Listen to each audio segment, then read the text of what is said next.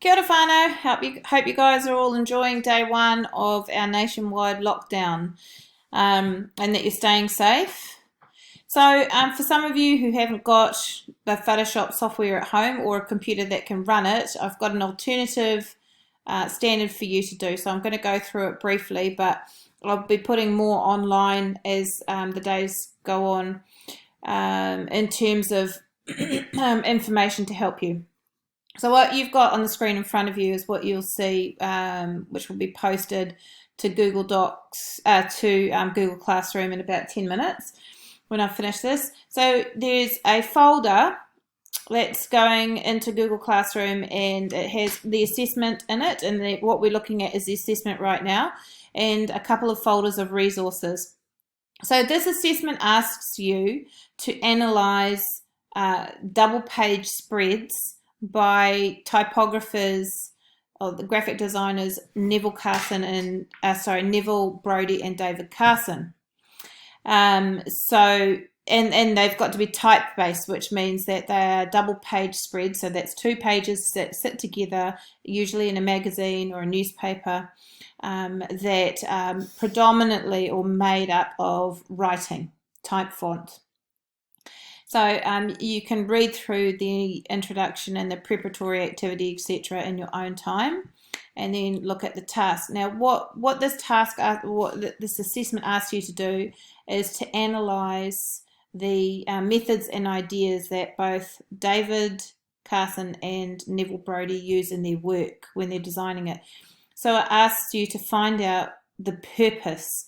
What is the page communicating in terms of the product or service? So David Carson worked for a magazine called Ray Gun, which featured a lot of musicians. So his target audience and the communication that he would be looking at would be around that. But he also worked for, if you choose one of his surfing magazines, he also worked for then also the target audience would be around people who enjoy surfing, or manufacturers, producers of surfing equipment, etc.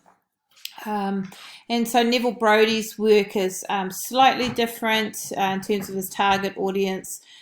We've got definitely magazines that cover celebrities as well, and models and fashion, etc. So have a look there. And a bit more in depth at his work, and have a look at what magazine he's publishing in terms of finding out who he's communicating to. So the culture and the values of those particular audiences, and there's so much information online about David Carson and Neville Brody. That information you will find very quickly. Target market or audience I've just talked about, cultural context, evaluation, is the design effective that they've used? Composition, how is it composed? So composition, we'll be able to divide that up into different facets, and I'll show you in a minute. Colour, imagery, any images on there, any pictures, photos, constructed elements, and the text, subheadings, pull-out quotes, etc. And definitely the scale of that as well. So what you need to do is you need to go into the folder that I have, that I'm going to share with you, and you'll see Neville Brody. I have a bunch of double page spreads that I've popped in there by Neville Brody. And then you'll see in David Carson as well. If you find your own examples and you want to use your own examples, that's absolutely fine. With David Carson, I've used some of his ray gun stuff, but also some of his surf. So have a look at those. And then going back, this resource is going to be incredibly helpful because it tells you what we're looking for, but then what's even more helpful is there are some very, very specific questions under Resource A that will, if you read and look at them, it'll help you answer the questions that we're looking for. So who or what influences have informed Neville Brody's work? What ideas or themes does Neville Brody often work with?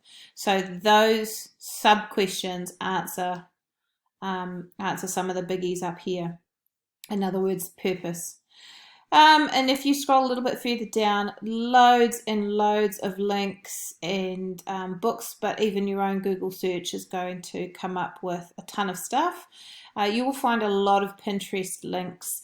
Pinterest, it's really, really, really hard to find out where the original came from, because somebody might have pinned something from another place, from another place, from another place. If you can find the original source or go to the original source, that's definitely better. Scrolling down here, Resource C actually gives you a list of features of Neville Brody's work and David Carson's work. So, for example, Neville Brody, his style of work reflects his formal training at the London College of Printing, whereas David Carson, he's self-taught. In fact, he dropped out of high school, dropped out of university and started something different. So both of their styles reflect their background. And it goes on about type, image, space, etc. And then further down in Resource D, again, even more questions when you're looking at their work to answer. So that's where you need to start. What you need to do is you need to go through and have a look at the work from both Neville Brody and David Carson for the internal assessment. And then you need to choose a couple that you like, and you need to start going through and analysing each image, each double page spread. Now, what I have done here is included a student exemplar that got excellence from the NZQA site. If we just open it up, this is what it looks like. So we've got the double page spread up here. So this is a ray gun cover here. This is from Help, and this is from Pipe Dreams by Kelly Slater. So that's the surf magazine here. So what the student has done has put the three, because you've got to choose 3 double page spreads, put the double page spreads up on the top of the document and included the title of the image and the title of the image, if any.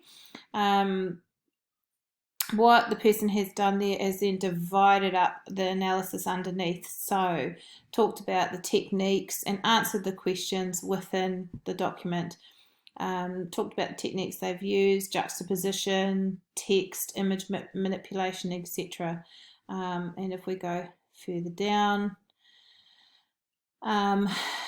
here's double page spread that has been analysed in depth.